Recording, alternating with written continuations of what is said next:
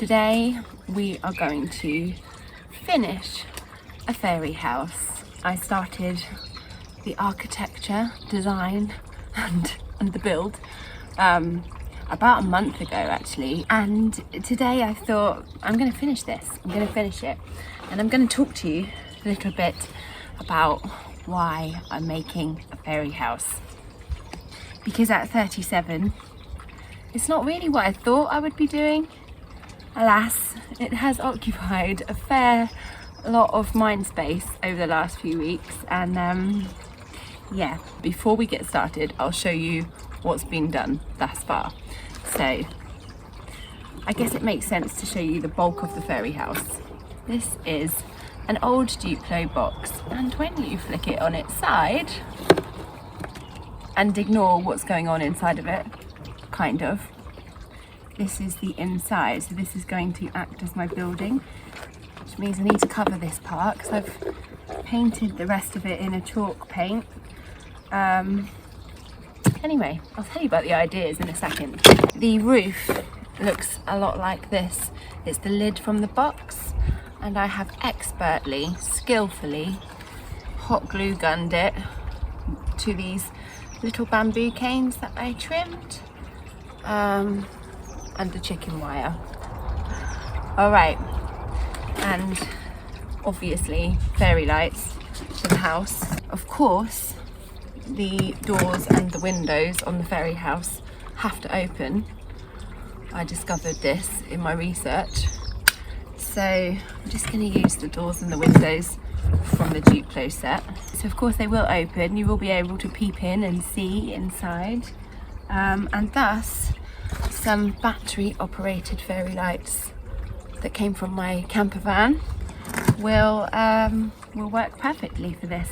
How beautiful is this? Sunshine, sun is rising. I think it's still pretty early actually. I've been up for hours. Down here in a bucket beside me I have slate, I don't know if you can see it, a lilac-y grey colour, very pretty.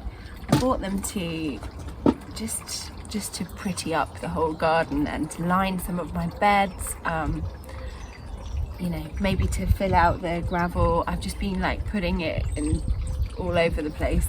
I've also got an old tea towel and a hammer. So the plan is that I'm going to crush these to begin with. And then we're going to have a go with some tile adhesive, which I did have a little play with a few weeks ago. It didn't come out very well. It was probably like the worst, my most unsuccessful project in the garden thus far, which was to create like a bug feeder thing. And I had a little go at tiling and grouting, and it was really messy and it didn't work too well. But now I know a little bit about this stuff. I know about the consistency and whatnot, so I think my second attempt is going to be better, of course. So the plan is to basically apply a pebble dash slatey effect facade to the haphazardly painted Duplo pieces that I'm going to use in my design.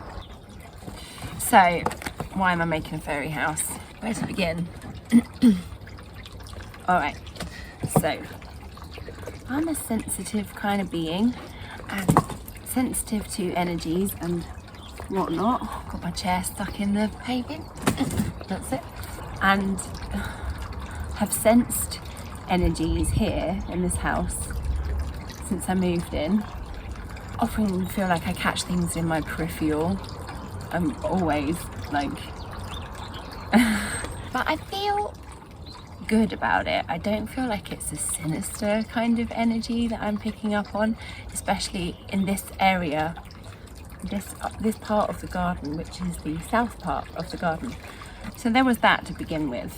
There was this feeling of not being fully alone, I guess, and some energies around me.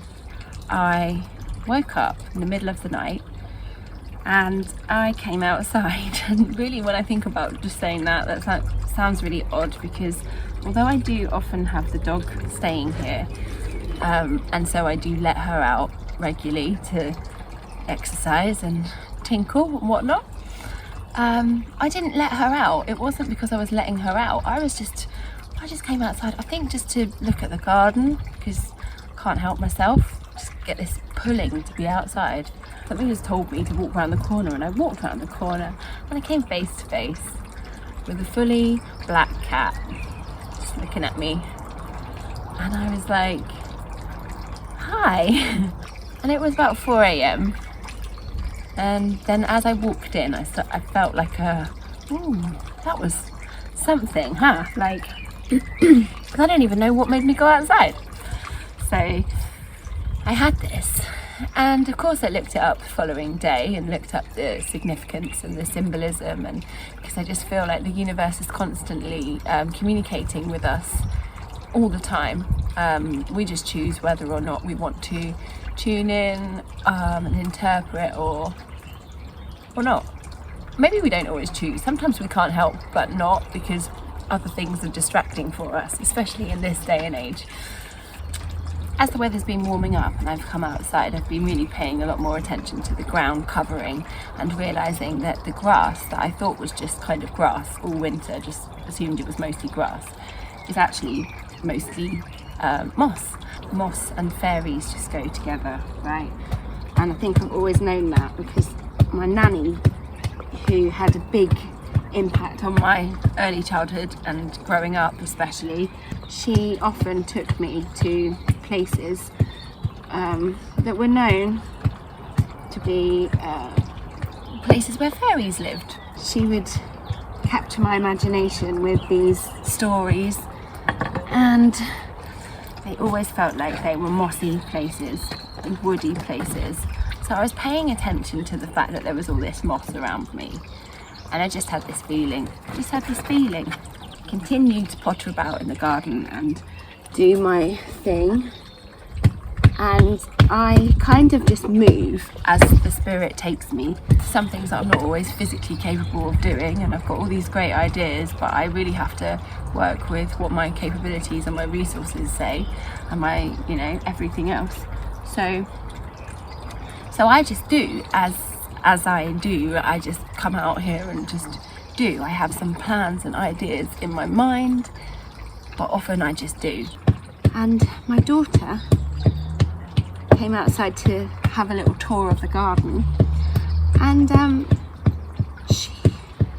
she suddenly informs me, you'll be inviting all the fairies in with your circular beds, because fairies love circles. And she's an Aquarian, my daughter, and so this is quite a normal conversation for her and I to have, but we subsequently discussed at large the requirements of sharing land with fairies and the fae. And she gave me lots of information that I did not have, and it was very valuable, and I was very grateful for that, particularly pertaining to keeping the fairies on side and not making them cross in any way. Another thing that made me think that perhaps there were fairies here on the property is that I found a little infinity shaped, I thought it was an earring, but actually I'm not sure, a jewel, a charm, like it's really weird because I put the infinity symbol in the name for this channel, Cultivating Paradise. Thought I'd use the old cool 90s thing of putting a number in, but I also did that because it's the infinity symbol and it just resonates. So yeah, I'm sensing a lot of magic here in the garden and so many beautiful things occurring. I've got some really cute little flowers on my broad bean plant, and I've noticed the peony. I don't know how we say these things. I've noticed that is actually growing. It's definitely growing. So I've got a second one that I should probably plant somewhere.